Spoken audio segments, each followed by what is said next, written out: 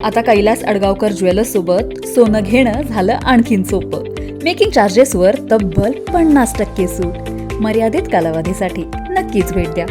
Kailas अडगावकर jewellers, Datta मंदिर bus stop, Nashik road. गेल्या 8 दिवसांपासून चाललेल्या या अनुष्ठानामध्ये 7 ते 8 जिल्ह्यातून गुरुबंधू अनुष्ठानासाठी बसले होते.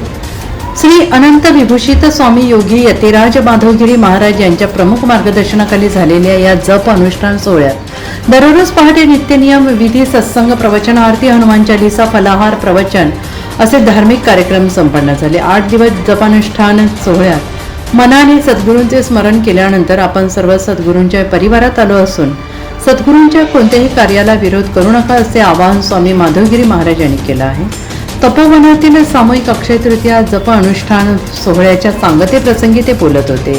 1989 मध्ये अक्षय तृतीयेच्या मुहूर्तावर सद्गुरू जनार्दन स्वामी महाराज यांनी श्री शर्वाणेश्वर महादेव मंदिराची प्राणप्रतिष्ठा केली होती. तेव्हापासून अक्षय तृतीयेच्या शुभमुहूर्तावर प्रतिवर्षी जप अनुष्ठान सोहळ्याचे आयोजन करण्यात येते. जगाने कोणालाच वाईट म्हणायचं सोडलं नाही, त्यामुळे जगाकडे पाहू नका तर जनार्दन स्वामींसारख्या जगदिशाकडे पहा असा बोध स्वामी माधवगिरी महाराज यांनी गुरुबंधूंना दिला.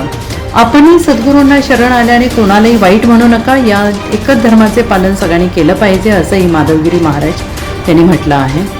आद्य ज्योतिर्लिंग श्री त्र्यंबकनाथाचा जयघोष करून अनुष्ठानार्थी गुरुबंधूंचे मौन सोडण्यात आले. यावेळी व्यासपीठावर समाधीस्थान कोपरगाव भेट येथील रमेशगिरी महाराज, भाऊ पाटील उपस्थित होते. या प्रसंगी अध्यक्ष मधुभाऊ जेजुरकर, विश्वस्त शिवाजी पाटील, दौलत पाटील, चंद्रकांत पाटील, दीपक भोतडा, सुनील चव्हाण, अतुल शिंदे, प्रकाश सूर्यवंशी, भारत पवार यांच्यासह जय जनार्दन भक्त मंडळ, महिला मंडळ, सेवेकरी मंडळ मोठ्या संख्येने उपस्थित होते.